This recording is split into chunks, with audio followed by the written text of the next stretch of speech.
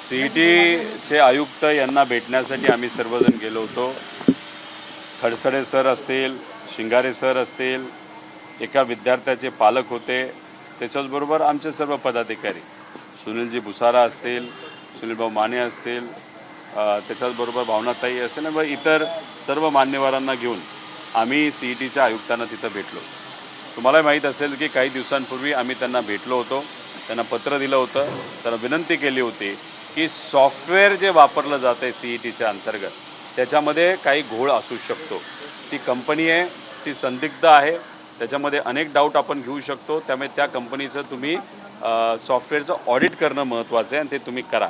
आणि हे जे काही आम्ही त्यांना याद्या दिल्या होत्या त्याच्यामध्ये 10वीला 12वीला मार्क्स कमी आहेत पण CETमध्ये मार्क्स वाढलेत, हे तुम्ही क्रॉस व्हेरीफाय करा असं त्यांना सांगितलं. पण दुर्दैव असं अजूनपर्यंत त्यांच्याकडनं तिथं काहीच केलं गेलं नाही.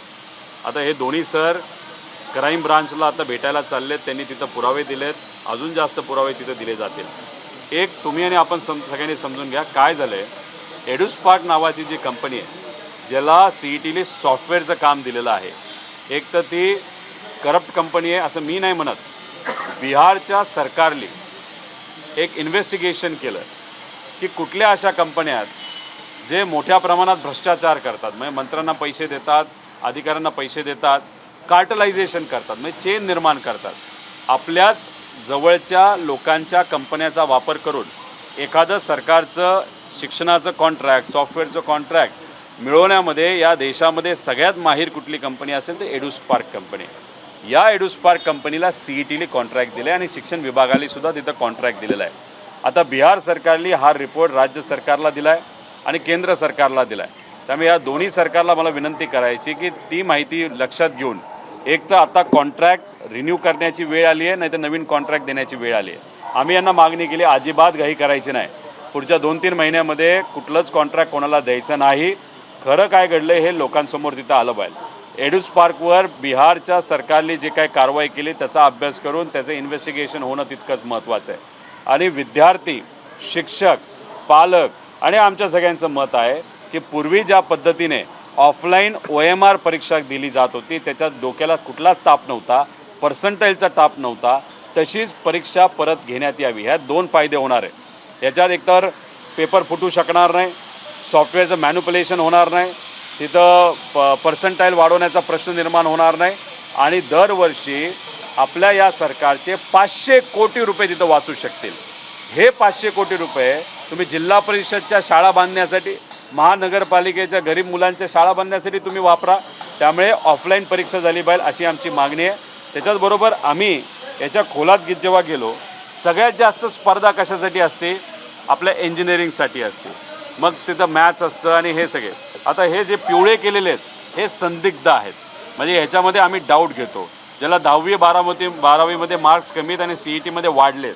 पण तुम्ही जर दुसरा रिपोर्ट बघितला, हा PCBचा रिपोर्ट बघा, ह्याच्यात कॉम्पिटिशन कमी असते आणि ह्याच्यात मग तिथं 10वी 12वीला चांगले मार्क आणि CETमध्ये सुद्धा चांगले मार्क आहेत. त्यामुळे जिथं कॉम्पिटिशन कमी, पैसा कमी मिळू शकतो अशा ठिकाणी जर तिथं पैसे दिले जात नसतील आणि जिथं कॉम्पिटिशन जास्त आहे तिथं व्यवहार होत असेल तर मग कुठं ना कुठंतरी काय गोष्टी चुकतात असं आमचं मत आहे.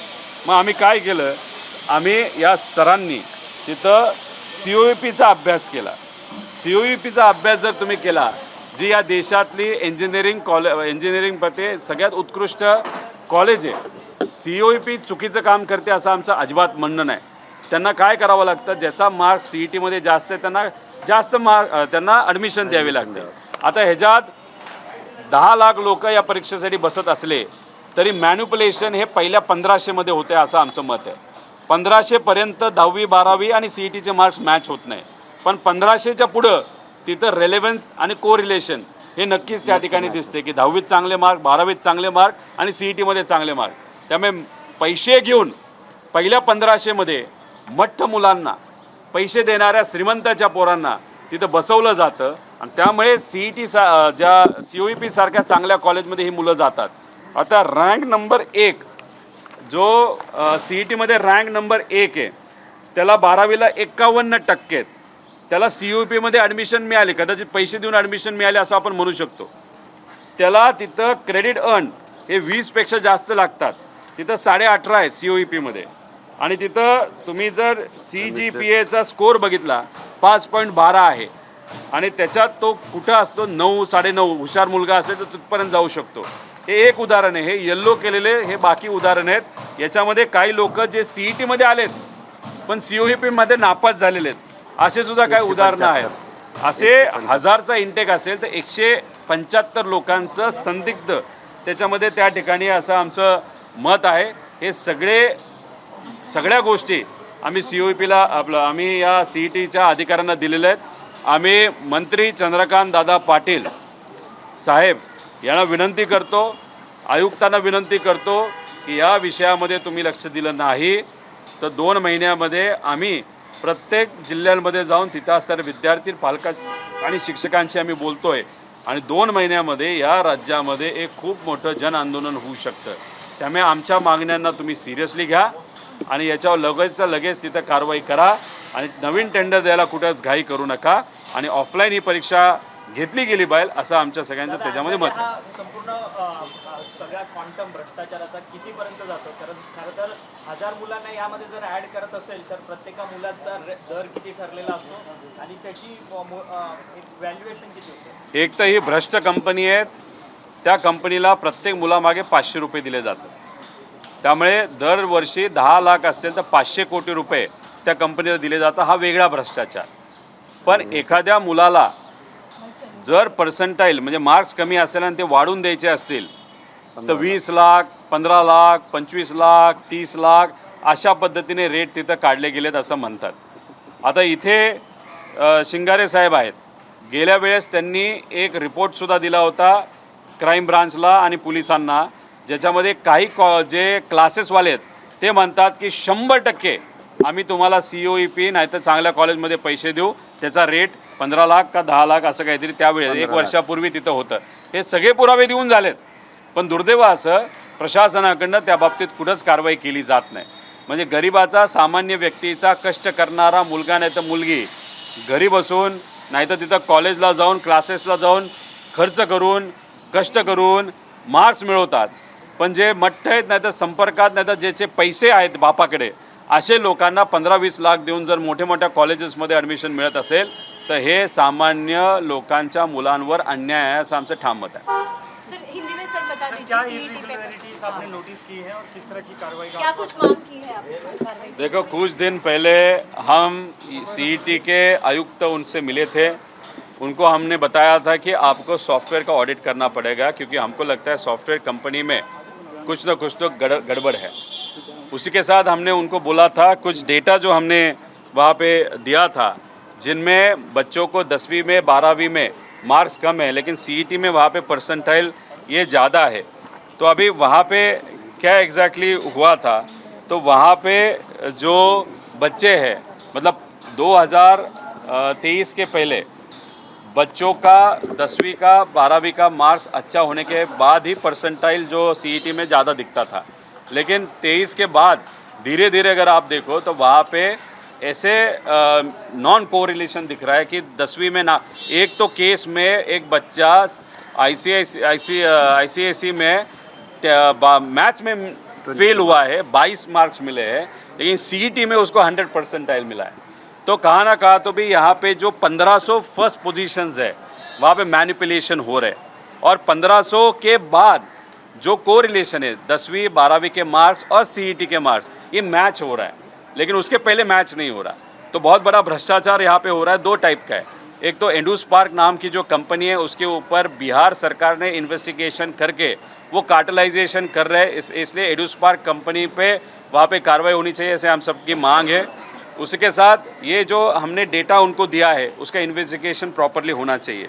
अभी हमने मतलब ये शिक्षक जो यहाँ पे है उन्होंने मुझे अजीत खरसड़े सर है, नारायण शिंगारे सर है और बाकी उनके जो सहयोगी शिक्षक है उन्होंने COEP का एक वहाँ पे पढ़ाई किया था.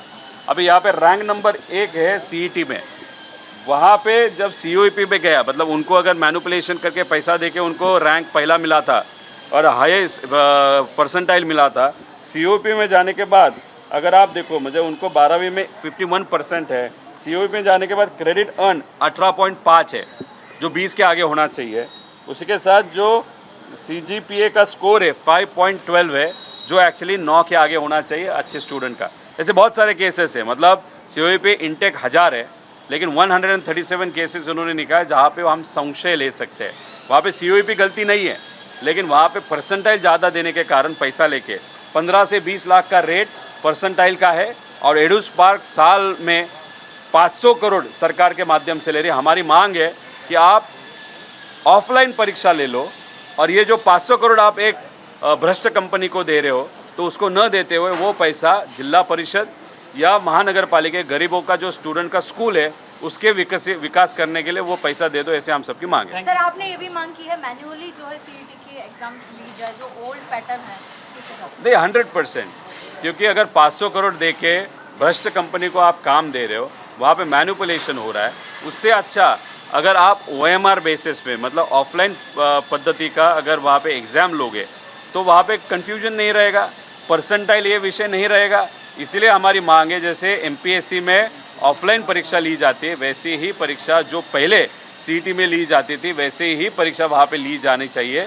उसके कारण दो चीज़ें होगी, कन्फ्यूजन नहीं रहेगा, और कोई को डाउट रहेगा तो डाउट इमीडिएटली क्लियर हो जाएगा, मैनिपुलेशन नहीं रहेगा, और उसके साथ इम्पॉर्टेंट क्या, 500 करोड़ जो भ्रष्ट कंपनी को वहाँ पे दिए जाते हैं वो बच जाएंगे, और वो पैसा गरीबों के जो स्कूल है बच्चों के, उसके लिए विकास के लिए वो इस्तेमाल किया जा सकता है। सर 2 महीनों में आपने कहा कि आंदोलन भी जो है छेड़ा जाएगा इसको लेकर, अगर नहीं सुनी गई। 10 दिन में हमने जो विषय आज उनके सामने प्रस्तुत किए उसके उत्तर हमको 10 दिन में आने चाहिए। उसी के साथ हम हर जिला में जाके विद्यार्थी हो, उनके पालक हो, वहाँ पे क्लासेस वाले लोग उनसे मिल रहे, बात कर रहे। स्टूडेंट फर्स्ट ये प्रोग्राम के माध्यम से ये अपॉलिटिकल है, जो सब बच्चों, पालक और ये टीचर्स के माध्यम से वो प्लेटफॉर्म शुरू किया है। उनके साथ बात करने के लिए हर एक ज़िला में जाने के लिए करीबन 2 महीना लगेगा। उसके बाद आप देखो, हर साल 10 लाख स्टूडेंट्स, अगर पेरेंट्स लो तो करीबन 30 लाख लोग, अगर उनके रिलेटिव्स ले लो 50-60 लाख लोग हर साल इसके कारण इन्फ्लुएंस होते हैं। उनका अगर हमने आंदोलन यहाँ पे महाराष्ट्र में लिया नॉन पॉलिटिकल, तो ये बहुत बड़ा आंदोलन हो सकता है। इसीलिए हमने उनको बोला कि 10 दिन में आप हमको उत्तर प्रॉपरली दे लो, हमारा इन्वेस्टिगेशन क्या कर रहे हो वो बताओ। अगर वो प्रॉपरली आप कर नहीं पाए तो फिर आपको बहुत बड़ी कीमत इस सरकार को भी और ये अधिकारी को भी और मंत्री को भी वो वहाँ पे चुकानी पड़ेगी। Thank you sir.